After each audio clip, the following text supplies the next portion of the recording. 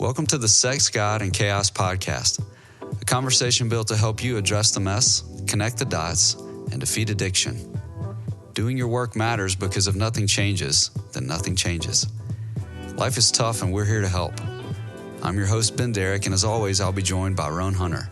Let's jump right in. Roane, back again.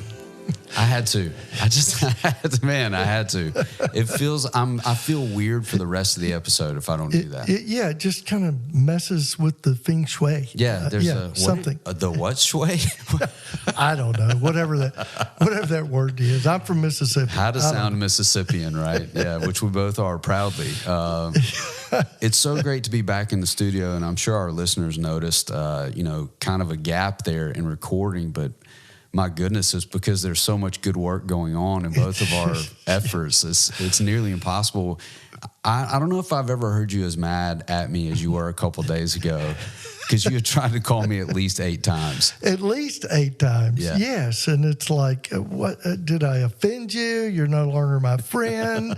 My last feeling was hurt. I don't know. Yeah. No, you know me, I'm a high feeler. Yeah, yes, you are. Yeah. And but no, dude, you've been burning it up on at both ends, You're getting close to being as busy as I am, as we are. Yeah. Although I think I may be headed in the other direction. I don't know. That'd be okay. Yeah. Well, I know you're like headed towards pastor, and I'm heading away from pastor. That's right. Yeah. Dude, you're growing so much. I know, isn't it? Because you made fun of it, not me. That's right. Well, I've just beaten you to the punch, right? Yeah. So it was coming. In fact, we were the last deer camp. I wasn't even on the deck, man. And that was tough. It was tough to see the pictures and the group chats going off. Oh, dude. Yeah. Man, I'm not even there. I was helping you out by texting you and telling you to man up. You should have been there. I mean, you were on your anniversary. That's Come on, true. dude. Come on, man up. Tell her, hey, we'll do that next week. That's right. Yeah, we've been together 23 years. How much more do you need? You're a wise man. It was an excellent trip. You did not do that. So we're both in town today. We both have cleared our books for a couple of hours, actually. Yeah. And we're ready to have a pretty significant conversation about growth, which to warn the listener, they're like, hey, haven't we had 50 episodes about growth already? I think so. Everything centers around this word, but we are always trying to be as creative as possible how to talk about essentially the process, because especially those couples that are in crisis, what they're wanting is an instant fix or something that's going to make it go away very quickly.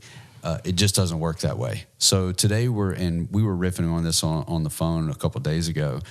Today we're going to walk through a process that seems to be very much connecting with our client bases. Take that public so people can get it for free and at least wrap their mind around the idea. Terrible business. What terrible are we doing? business practice. No, we're done. No. Here's what we know, though. When you start talking about this model, it leads to more questions, and that's when they go sit down at LifeWorks, right, and work those out. But just kind of a top-level view on this idea of pain being involved in the growth process, awareness being involved, and lining those things up in a way that is digestible for the listener.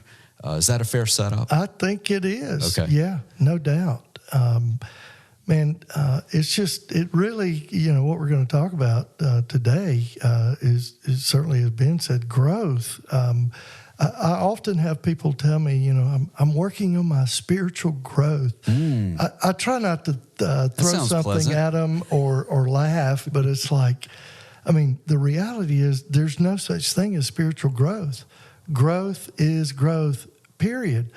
And if we are growing spiritually. We are growing emotionally. We are growing relationally.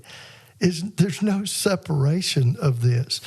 But I think it's one of the things that kind of permeates our culture, well, certainly Christian culture, in that, like, somehow I can go over here and just, work on my spiritual growth. I guess, I'm not sure how you do that, but I guess you read the Bible and memorize scripture and you're really working on your spiritual growth. Wow. I don't think that may translate into your behaviors. There seems to be a gap in there somewhere. Yeah, because it's like if you are growing spiritually, you're becoming more aware of what Jesus actually said about every time he opened his mouth. It was always an awareness question or an awareness statement. I just spoke recently, and I said, okay, I'm just going to go. I want to see awareness questions or awareness statements. I could hardly get it. I couldn't get it on one page because it's every time he opened his mouth. Do you not know? Do you understand? Are you still so amazingly stupid? Now, he said that, well, the way Eugene Peterson translates it in the Message is absolutely probably one of my favorite Bible verses.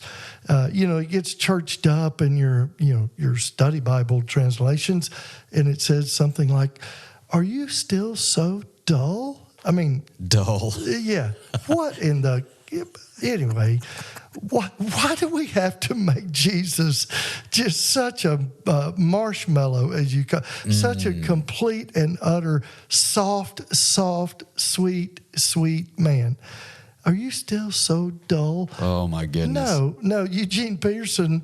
I can't wait to write the Roane translation, but he probably comes a lot closer to it. Because, here's Jesus hanging out with these guys, and he's pouring his life, and he's out to them, and he's trying to get them to understand something, and they're clueless. And anyway, so I would imagine he gets a little frustrated, right? I would think, yeah. Interesting. It does tell us he was human. He was fully man. Mm-hmm. It also tells us that we can be angry. He does. He tells us, he says, command, be angry. Don't sin. I got that one. Yeah, be angry. Yeah. But it's like, Jesus is frustrated, and he just looks at him and goes, "Are you still so dull?"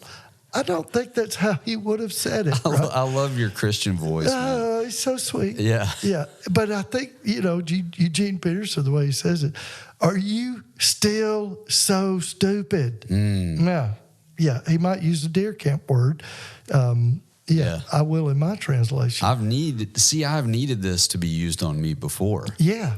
As the shake awake. Yes. And the fact that it wasn't present probably caused me to live a lot longer as a chameleon than I really wanted to. I just did not have the kind of aggressive opposition inside the Christian community. No, it's just that I hardly exist anywhere. I don't know. And we're talking about it today. Even the way that we're talking about it is very familiar. But I would imagine that there are a lot of Jesus following people just gripping their steering wheel right now with like, what are these guys talking about, and why the urgency? But what you're saying today so far is that this approach blocks awareness, and that is a major issue.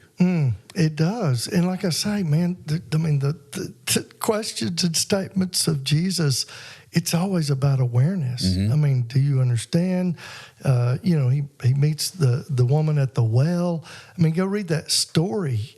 And he's telling her like, oh no, you're not looking for that water. You're looking for this water, living water.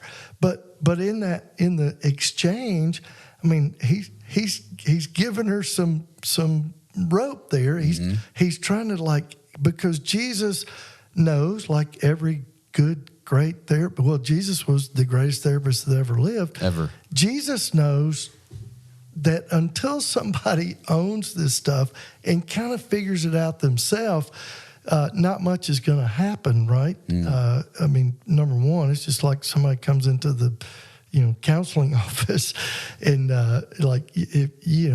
I don't know, me or you, or we may know what they should do, but if we just first session, okay, here's what you need to do. First of all, it's going to piss them off, right? And then number two, we're going to rob them of their destiny, right? Until you own and figure out the stuff, and then now your values are changing, your thoughts are changing. Otherwise, it's just I'm putting a Band-Aid on something, and real change is not going to happen. Mm-hmm. There's got to be ownership and investment. Yeah. Yeah. And that came up actually in our interview with Trey, which, by the way, let's talk about how awesome that was again. Oh, man. But he actually used that language even in his retelling of his story, where he was on the receiving end of some pretty unjust stuff, in my estimation. Totally. He talked about, these are the parts I need to own. Yeah. I need to acknowledge this. Yeah. I'm going to say this. You can tell, I think, when you sit with a man who's done his work, even in times where everybody's wanting to fight for the guy and go out and just, I don't know, wreak havoc because something has happened, the guy goes, whoa, whoa, whoa. Yeah. Before that happens, there's some things I need to own here. I need to reveal or disclose these things because I am aware of them, and part of my health is letting you know them. That's a unique guy, though, in society today. Oh, totally. We're trying to build them, though. Yes. Oh, yeah. Well, I think of our previous episode with Harrison Scott Key. Oh my gosh. That guy's hilarious. That's another one. Yeah. But, I mean, he talks about it in the book. His wife had an affair. And, it would be real easy for him to just that's all her. And certainly it's just like anybody that's, infidelity is present. That is 100% on me, and I are one. Yes. But I own every ounce of that. I made that choice. And it's not about blaming the other person in any way, shape, or form. That choice was on me. However, there were dynamics in the relationship, and those dynamics are always present. We see it every day when discovery happens, and then, we start kind of working with a couple. I mean, the dynamics that are present after discovery are just magnified and amplified. Yeah. It's not like it was just this wonderful, happy marriage and everybody was good. And then, Bubba just chooses to go have an affair. Kablooey. Yeah. It doesn't work that way. There's a way you talk about this, though. It's the C's. You didn't cause it. Yeah. What is that? Yeah. We both look at a wife partner sitting on our couch or a husband partner, because that does happen. There are.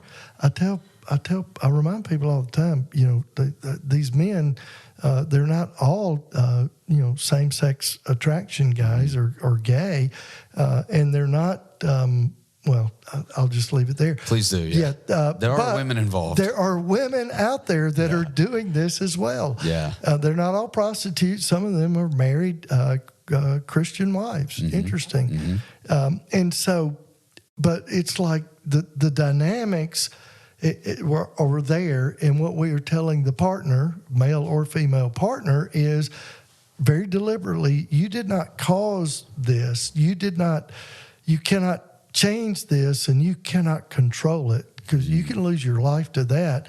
However, at some point in this process, we're going to have to look at the contribution, and so it's the 4 C's, right? And that contribution is the relational dynamics that were in place, that were part of the stinking thinking that got, and I'll just use me, in my terrible choices. It was because of my stinking thinking, my my exposure. I mean, it's like I showed up on the marriage train, like, a computer with Windows running in the foreground, right? But man, the computer programming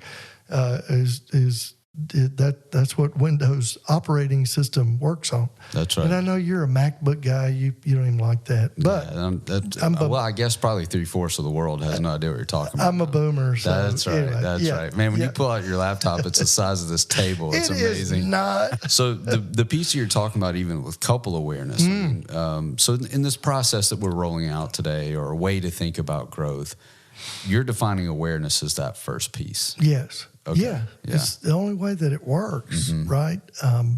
And I mean, we just, maybe we can put the diagram up somewhere. Yeah, show notes maybe, yeah. Yeah. But it's just the diagram, it's like here we're born, and then we begin the journey of life, walking the path. And, for some period of time, we are walking mostly unaware. And then there's this thing that's going along with our unawareness.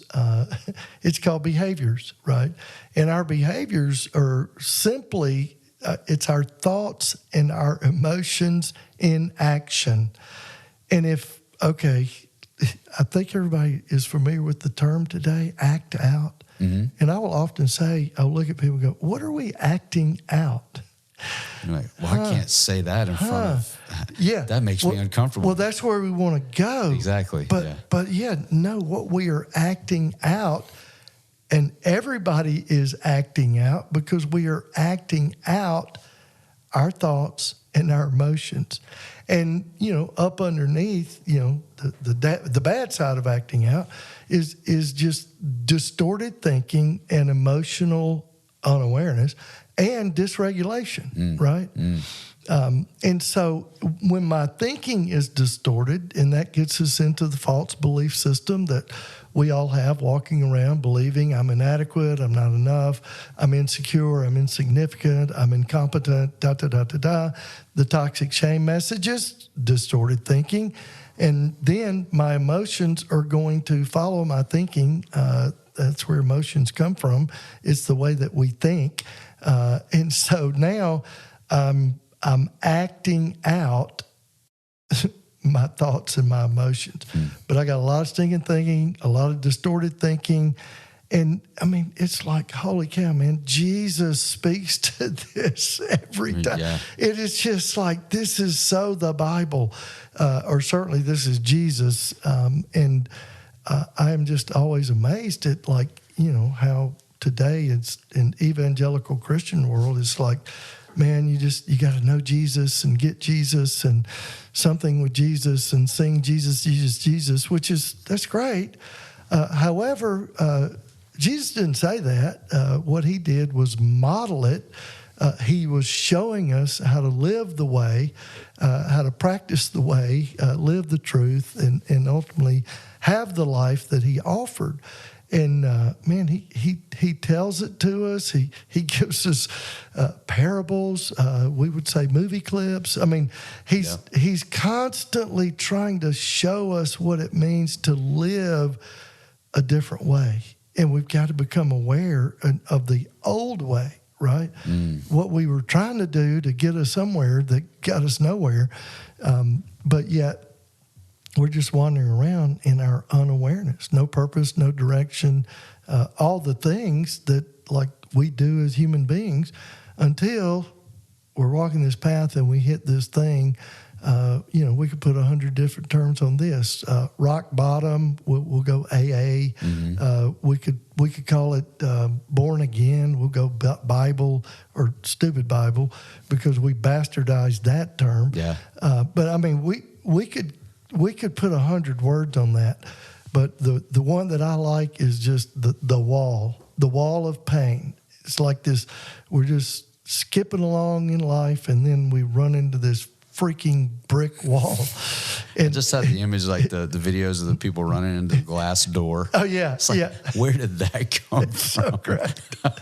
Yes. But that's what it kind of looks like. It's what it feels like. Yeah. Holy cow. Yeah. And so then, and again, that comes in a lot of different forms, right?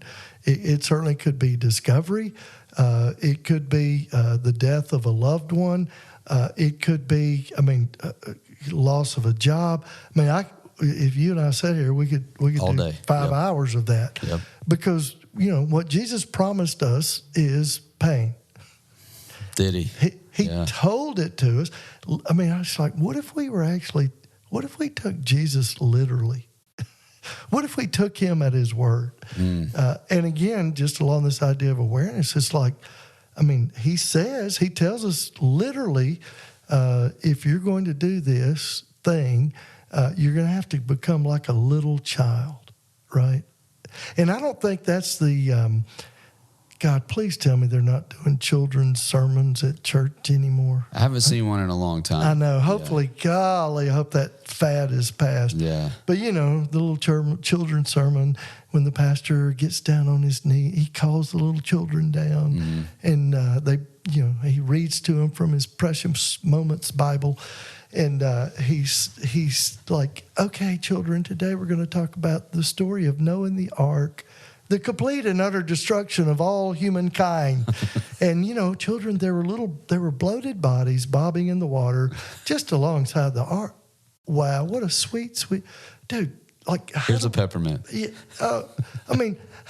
it's just, again, I think we're very, very unaware, and all the niceness and all the sweetness, all it does is set us up to get taken out, because we are in a war. Every one of us, men and women, there's a war going on, and we have an enemy that seeks the utter destruction of our soul.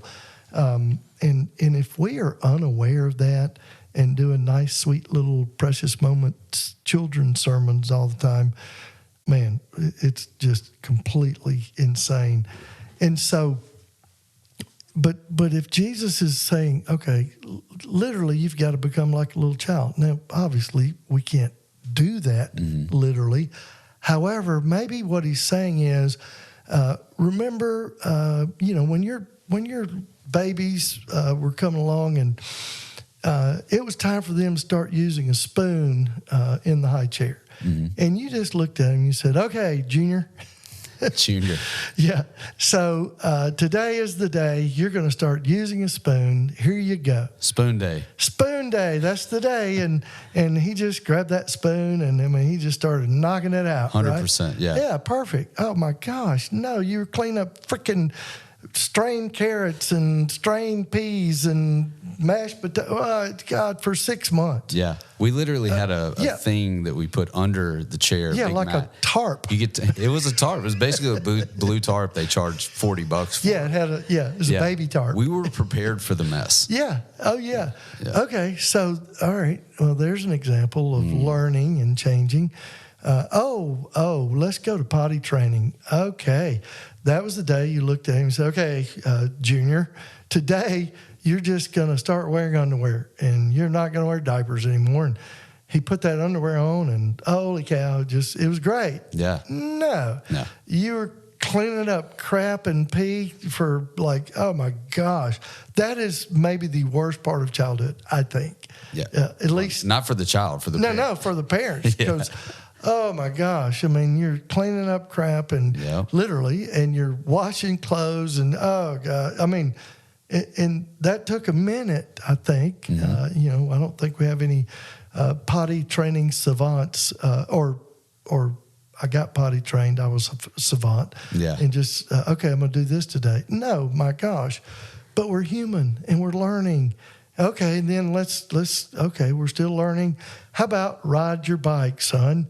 You just pointed over there to that bike, and he went over there and hopped on it and took off, right? Yeah, that's how it works. No, training wheels, and then fell off on his head.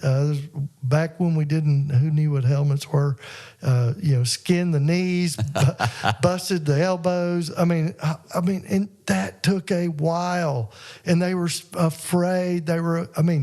Think about it in terms of the things in our growth and in our change of behaviors. Man, we're scared to death. Yeah. There's a lot of fear in all of this.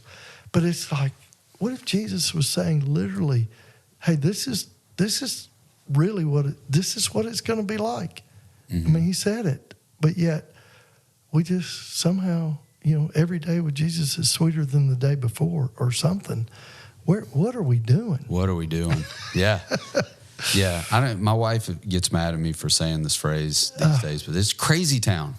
It's literally totally crazy town. It is. We live in crazy town. We go to church in crazy town. Yep. Our Christian men's retreats are crazy town. Oh, God, just lame, mostly. Yeah, because of what you're saying in this dynamic, and I do appreciate in long form what we're able to do in this episode today. We're not just taking shots at the church. No, gosh. We're explaining the reason why. What juxtaposes that idea is growth is messy, difficult. It often hurts people. It hurts you. We've quoted this on this podcast before. Jesus says, look, man, while you're here, you're going to have a lot of trouble. Yeah. When I walk around modern Christian communities, I'm like, well, you freaking could have fooled me. Because everybody looks pretty squared away in this place. They do. you know? Yeah. And even when we're out of the place, out of the building, it's like we're trying to position ourselves as pretty squared away. Yeah. I think one of the greatest gifts that God has given us as individuals is we get to sit in the rooms where you can't be squared away anymore because you've hit the glass door. You've hit the wall. We have evidence that you have hit the wall. Yeah. And one of the first questions I asked related to that, and I actually did it yesterday, asking this question. All right, let's roll back to the beginning over this thing where you hit the wall. Tell me what that person who was your guide at the start, like what were their instructions that you walked away from? Yep. And, the deer in headlights, male or female, occurs. Well, I mean, nobody taught me how to have a healthy relationship with my desires, especially sexually. And I'm still waiting for someone to instruct me how to have a healthy sex life and marriage that's related to me. So we don't have a guide. We're not aware. No one's making us aware. And then what you're describing as the wall, life makes us aware. It does. But by that time, we are encoded with really unhealthy behaviors. The therapeutic term, I guess, would be coping mechanisms for our emotionally dysregulated self. However you want to, spin that up. It's like the feelings that we don't like, we make them go away with something, and that's usually every time we do that, we're just adding a brick to that wall in our future. So once we hit that wall, the wall of pain, it's coming. Once we hit that, well, I guess the question is, what do we do? Because I would imagine people have stumbled onto, and I pray to God they have, this episode in that exact place in their life. What is the next correct thing to do after that happens? Well, I think, it's kind of even on the diagram, the way it's illustrated is kind of, you're at the fork in the road and you just got pitchforked on the road, right? So, oh gosh, all right. So now what do I do? Well, it's like we got two choices, really. I think we can, because now we're fully aware of like what got us into pain. It may be a wife saying, "I'm going to divorce you if you don't do something." But now I've gained some kind of awareness, and it may be that just like, man, this person on the other side of the fence is just mad as a hornet at me. I don't understand. I don't really know why. Okay. So now at least I'm aware that somebody over there, they're pissed. Yeah. Right? Yeah. So that's awareness. They've made that very clear. And so at that point, I believe it's like, well, I can either kind of stay stuck and not do anything, and just kind of live in my old behaviors. However, I'm probably going to wind up being divorced. That's going to cost me a lot of money. Having a custody battle for your kids for 10 years while you're paying your lawyers $500 an hour is probably a fate I would not wish on anybody on the planet. Those are real numbers, by the way. That's not a joke. No. Oh, crap, man. So, okay, so I can go that direction, and then just, I got to be me, right? That's if you want to say a narcissist, it's like somebody that's just who I am. I got to be me. Yeah, that's a narcissist. But I've got this other choice, and I believe, that's most people make the other choice and move on to the path of growth. So now I've moved out of unawareness and I've moved into awareness. And awareness is always unfolding. We could even call it truth, because now I'm living in reality, and reality is truth. And I believe that truth is unfolding in all of our lives as we become more aware. I'm beginning to see things with much more clarity, out of the darkness into the light. Man, we could just, I once was blind, now I see. We could just, on and on and on. You're starting to sound very biblical. I am. But it's like in church, at least in my own experience, maybe you've gone to different churches, but I would hear all those terms, and it was always related to like Paul on the Damascus Road, and you came out of into the light or something. Just one more stanza. Yeah, exactly. But it's like, that's all. That is a significant part of the process. However, it seems to me in Christendom, it is just that's it. Once that happens, and now I'm done. Yeah, I once was blind and now I'm done would probably be a better line for that song. Yeah. But it's like, man, Jesus never said that. Jesus modeled it. Even when he said, go and make disciples. Well, that's kind of a mistranslation, right? Because in the original text, really what he says is like, he said, make disciples as you go along your way, on your journey, in your growth. Right? Almost sounded like the Old Testament. When you lie down, when you wake up, when you're on the road. But no, just because of this mistranslation, now the Holy Grail in Christendom is, you go off to Africa and save the pygmies or something. No offense to pygmies or whatever. Or Africa. I'm like, I'm for it. Yeah. However, it's not what it was saying at all. And we've made this whole paradigm, use a great buzzword. But it's like industry maybe, like fundraising, raising money. I don't know. But it's like, holy cow, man, that's not even what Jesus was saying. And so we are even unaware in the translations and the sermons and the stuff that's been told to us, we're unaware. And we believe that because that's what's been told to us, that's the deal. Well, it's not what Jesus said. I'm like, I don't know. Maybe everybody gets mad at me. I don't know, because I just take it up with Jesus, man. It's just there. And all we're doing on here is just trying to talk about the reality, because that's where we got to get to. That's it. Yeah, good mental, emotional, spiritual health it's a relentless commitment to living in reality. And boy, it takes that tenacity in order to be able to do it.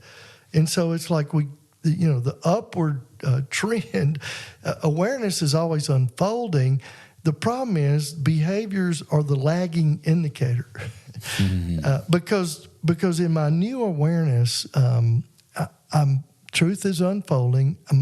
And what I'm doing is like my distorted thinking is beginning to change.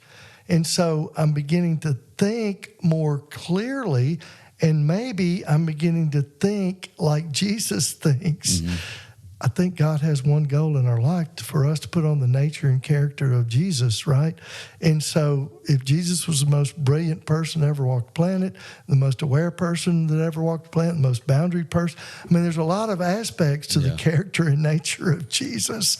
And so maybe as I'm going and growing, I'm beginning to change the way that I think. My thinking is much more aligned and congruent with the mind and thoughts of how God thinks, how Jesus thinks. And so then I'm beginning to realize that, for us men, I figured out I do have emotions. Yeah. And we did not know that our emotions were driving the bus because we didn't know how to deal with emotions. And, we figured out some illegitimate coping mechanism, a behavior, acting out behavior. But what it is my anxiety, my fear. Oh my gosh. And so we discovered this stuff early on, and it works. And so, okay, that's just what we've been doing. And so now I'm beginning to understand my emotions, and then I'm beginning to express them and talk about them. And in doing so, now I'm gaining the ability to regulate those emotions. Weird. Yeah. In a healthy way. Yeah. Right? Yeah. And of course, the problem is we have these patterns of behavior, our thoughts and our emotions, and we've been very conditioned in this pattern of behaving over probably a lot of years. Usually over a decade. At least, most of us don't get to this place at 10, 30, 40, 50 years old, whatever. That's right. Oh, gosh. But we got this long pattern, and now boy, my thinking, my awareness, and everything's changing. However, I'm going to want to dip back down to those old behaviors when I get stressed. And I'm not talking about just, porn acting out or sexually acting out. I'm talking about when we get in conflict with our wife, because I'm learning how to do that different. I don't know how. And then I get hooked, and I go back to the old way that I did conflict, and typically my voice level is going to go up a decibel or two, and it's all happening. And then my wife, because all she's got, she doesn't know what's going on inside of me. I'm the only one that knows that the best. As I look in the mirror, and I'm amazed at how things are so different inside of me. The way I'm thinking, the way I feel, boy, it's all changing. However, I still go back to these old ways of interacting, of behaving. And then when she experiences that, now she's taken back into, oh my gosh, you're not changing. There's no change. There's nothing happening. And so now I know that you're doing something, right? She gets triggered. Yeah. She gets activated based on an old behavior that's just an old behavior, not necessarily sexual nothing. Mm-hmm. It's just how we related. And so that's her experience has been those old behaviors. And so our growth in this process is incremental on both sides. The way the diagram illustrates it is kind of this red curvy line, you know. It's like, but sticks out like a sore thumb on that diagram. Yeah. But the trend is trending upward. Upward, right? Up and to the right. Yeah, and so, but my partner's experience of me, those old behaviors are more real for her than the new ones. Terrifying. They're terrifying for the partner. 100%. Yeah. And that's why it's safety-seeking behavior. That's what women want.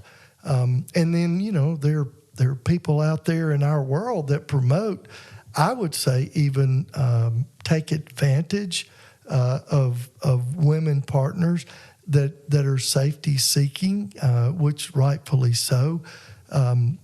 Rightfully so that they're safety seeking. Yes. Not that people are taking... No, not that part. Yeah. But it's like, yes, of course they want safety because they're figuring out that what was going on was terribly unsafe. However, I could do that. I could take advantage of that and like have people come and see us or come to an intensive and pay $10,000 and tell the husband that what you've got to do is just whatever the wife says, you have forfeited all your rights to being human. And now you just have to do everything she says, when she says it, how she says it. As long as you do that, she's going to be fine. Marriage is going to be saved. It's going to be something. Yeah. Well, what it's going to be is nothing. And it is harmful because it is not safe. It is very dangerous because part of what got us into our acting out was resentment, right? That's it. Because as a man, my tendency is to go silent. I'm not going to speak up. Men just want peace over everything. So way before discovery, that type of stuff was happening. And then discovery happens. And now if you're going to just reinforce the old dynamics, it's only a matter of time. There is no safety in that because it's only a matter of time before that husband is going to get resentful.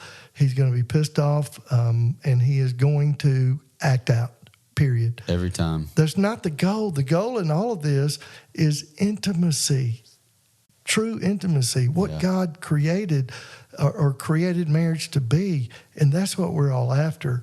And boy, there's a whole lot to that.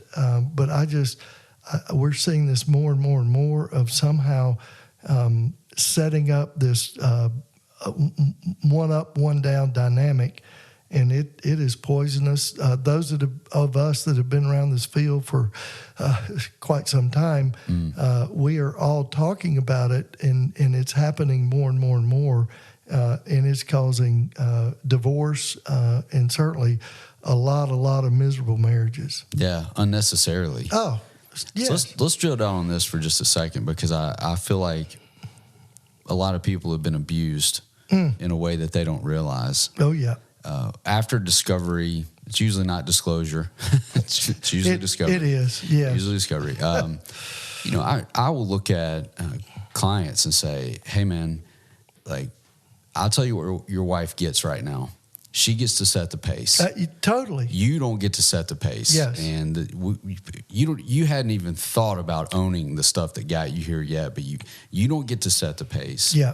But it would not be a healthy thing to throw onto your wife. No. She sets all the parameters. Right. That's not a good idea. That's terrible. Yeah. And I'm not saying that you need to get in there like you're just like, hey, we're on level ground here. No. We're going to build this together. Like, no, not going to do that either. No, you are going to take some arrows, flaming arrows, and in some ways, you just have to. That's right. I'm not blocking this for you. Yeah, you did it, dude. You did it. Yeah. You're going to face that. That's part of it. She is angry. She is hurting. She is wounded. And man, that's real. And you know what? That's appropriately okay. No doubt. But we very quickly, I think, and we've discussed this briefly on an episode before, but we very quickly have to get the man to establish his voice, to get his voice back. I mean, he was most likely passive and then robbed his wife's ability to have a voice by making decisions in isolation. So both couples have to start talking. That's one of the major ingredients to getting back to health. What was missing? Yeah, time, tears, and talking. Yes. Right? And Trustmark, or whatever your local bank is. Yeah, mucus and money. That's right. It's going to take that too, but the path is not going to be smooth. It's not going to be pretty. And I'm not saying that, that red line that's up and down like crazy, but it is up and to the right if you zoom out, that you go talk about that at Sunday school or your job or especially on social media. Holy moly. Yeah. But we can't acknowledge here together that it's not on the other side of that wall. It's not smooth sailing. It's not like you get hit with a 2x4 once. No. I think if I go a significant amount of time in my life without getting hit with a 2x4, that's when I get nervous now. Yeah. I'm like, ooh, maybe I am getting hit. I'm just ignoring it. Yeah. Maybe I'm unaware. Maybe I'm unaware. Help. Yeah, and I think this is, not to tie a bow on it too quickly, but I think as we talk about it and, as you have mentored me in this space, as we sit with men and couples, that is the battle. You have slipped into being unaware. Yeah. Or over this compartment of your life, you never were aware. That requires some pretty elite level work with someone, and then the individual has to commit to that work as well. And I think that's why we see such significant atrophy over a course of a client's time with us. Oh yeah. You can tell like and I know you're like, we got to talk about this. Are you going to talk about this? Nope, not going to talk about that. Nope, nope. And they just kick the can. Yeah. But I think a good helper, even for a betrayed spouse, a good helper is going to put their finger on, hey, you're not aware of that right there. And you don't want to miss this opportunity to become aware. Yeah. Now we're back to Jesus. My favorite question that Jesus ever asked. Yeah. Do you want to get better? I know. Dude, like seriously. What a stupid question, right? Oh, it's a beautiful question. Jesus is just so stupid. Yeah. I mean, and we ask really difficult questions, even on the deck in our practices. I love to look at a guy, and I've heard you do this too, and ask him, that's mixed up, right? Like, that's mixed up. You know that, right? Yeah. And inevitably, maybe every time, and probably 90+%, a guy's going to look back at me and go, what? Like, yeah, that's mixed up. Dude, we could tell story after story. Couldn't after we? Story. Yeah. I think of the guy that was at a particular place. I don't want to violate confidentiality. Please don't. Yeah. It's a place that we talk about on here often, and he's separated and headed to divorce, and he's using the word. I think he used the word compromise 25 times, and he kept saying that he compromised with his wife, compromise, and and guess what? This guy was very unaware that he was really, really angry. Huh. Look at that. Weird. Yeah. Yep. I mean, I'm not going to talk about my wife because this is time for me. And then when you proceed to talk about your wife for 20 minutes straight, which is all the time you're allotted. Yeah, that's your full time. It's like, and then projecting transference of like she's mean and she's a victim and she's angry. I'm just sitting there going, okay, who? What? Wait, I'm not. Who are you talking about? Right. But it's just like you see it, and I'm not picking on the guy. He may listen to podcasts. I hope he does. Yeah. We never said his name. Right. Could be 25. It could be 100 guys. Because it's pretty much every weekend. To be honest, if you think it's you, totally is. Yeah. But it's like I did tell him in his feedback. I said, dude, you're on the right track because the word that you're using. The word you're using, compromise, it does start with a C. However, you got to figure out the rest of the word because it's just good old-fashioned codependency. And all that is just a lack of boundaries, right?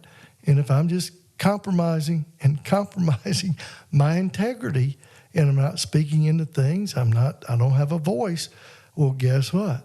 And it goes back to these people out there in our world that are promoting this type of relationship, this type of marriage. This guy was just angry as all get out. Yeah. And it was very evident. But he truly, because if you're just blaming somebody else, all you're doing is blame. I'm just discharging my own discomfort and my own pain onto the other, right? No doubt. Yeah, and I'm not owning anything. None of it. And then it's like when you're not owning anything, you're not growing, you're not aware. Yeah, you can have. I don't have a dog. If I had a dog, my dog could understand. Wow, you're really angry. No, I'm not. It's my wife's fault. Or no, I'm not. My husband did this. You're totally like a Rumpelstiltskin right there. No, I'm not. No, I'm not. Yeah. I wish. Yeah, people need to see the body language. That's right. Yeah. Video episodes pending. They're coming. That's They're right. coming. Yeah. I love. I don't know who thought this up. It couldn't have been you. You don't have an original thought, but I stole it. Yeah. The sign: always be yourself. Unless you suck. Oh, dude. Yeah, that's it. So if we're zooming out, because we're running out of time today, if we're zooming out, we've got this lack of awareness, unaware, all kinds of unhealthy behavior being brewed into the mix there. Then you have the wall, an unpleasant experience. After that, you've got a choice to make. And if I hear you correctly, it is either grow or don't. That's it. That's it. Yeah, there's no neutral. Right. Wow. Because you ultimately what you're going to do is just you're going to live life with a victim mindset, and a victim mindset. I mean, we've all been victimized just walking this planet. Period. But people that grow, there's two things I believe that you have to have. Three: resilience, tenacity, and others. That's the only way we're going to walk this path. And, those three things are critical. And I'm not talking about, like, work buddies, drinking buddies, church buddies. Yeah. I'm talking, not those kind of others. I'm talking about Navy SEAL buddies, wise buddies. We'll go Proverbs 31 woman buddies, the elders of the land, the Proverbs 31 husband. He doesn't get a lot of press, but he was actually sitting at the city gates with the elders of the land. Those are wise men. Those are sages. Those are guys that know something about life. And, that woman, she knew she was loved. She felt very safe and she felt very secure because her husband was in a good men's group. That's perfect. Say those three things again. Yeah. Resilience, tenacity. I think that's the best man word ever. Yeah, I like it. Resilience, tenacity, and others. What a test. Yeah. Do you have those things? Yeah. I mean, that feels like a great check-in. It is. you Yeah. know? And I can even picture in marriages, like, hey, let's figure out as what we're bringing. Right? Am I bringing resilience to this marriage? Am I bringing tenacity? And of course, the answers are going to vary. Oh, yeah. But I would imagine that would lead pretty quickly to some ownership. Like, not really. Yeah. You know, I'm over here pouting because we hadn't had sex in 2 weeks. Oh, yeah. That's not very resilient. Yeah. You know. No, that's just in my passivity. Yeah. You know, which Yeah. goes back to the beginning. I mean, Adam, it's in our DNA. Adam was standing right there when Eve ate the fruit. Yeah. Right? He didn't say a word. That's not tenacity. No. You know, if I'm, you know, am I bringing tenacity to my parental roles? No, I'm just doom scrolling. I Yeah. don't even know what I looked at for the past 2 hours. Yep. But that's not tenacity. That's not commitment, getting to it. And, you know, guys, the unfortunate part, I think men and women today are so isolated. I would probably say 50% of my sessions, I'm talking about isolation. Oh, because the person's bringing it up. They're like, I have nobody. Yes. You know, that's why I'm talking to you. I just need somebody. And so I think to pursue those three things on the other side of pain, you know, and we have to pause here, but I would love to discuss how what the role of being embarrassed plays in that, how it blocks those things of tenacity, and it blocks the other from our life. We're just too embarrassed because, you know, who has this happen in their marriage? Whose husband does this? Whose wife does this? Dude. You know, and it just completely blocks progress until we. That's so true. Yeah, until we start to realize, well, you know, I don't know of any industry that's growing faster than the mental health industry, and especially the sex addiction therapist out there. I mean, if you're a CSAT, you're like a barber, dude. You're gonna have work forever. I mean, it's just constant. Yeah. Oh, yeah. And I always, you know, that term, you know, we are mental health counselors. I always go, it's such a misnomer, man. Because really, it's not like, you know, I'm not going to our local state mental hospital and getting the people that are truly, I mean, that's mental illness. But even with them, you know, it started as emotional dysregulation. I mean, all of this stuff, when you start scratching it, and, you know, it's trauma and it's the inability to regulate our emotion. And then it just spins out, and however it spins out. Let's pause there and pick back up next time we're together talking about that dysregulation on the other side of pain and what to do with that. You know, what are some healthy, practical things we can talk about to get people down the road and into that growth mindset? And we would even say beyond that growth way of living, the pattern of living free. I would love to have a little more of that discussion next we're together. Well, we'll have to get Eva here to talk about healthy. What do we know? Yeah, exactly. To learn more about what you've heard today and to engage with the Sex, God, and Chaos team, visit sexgodchaos.com.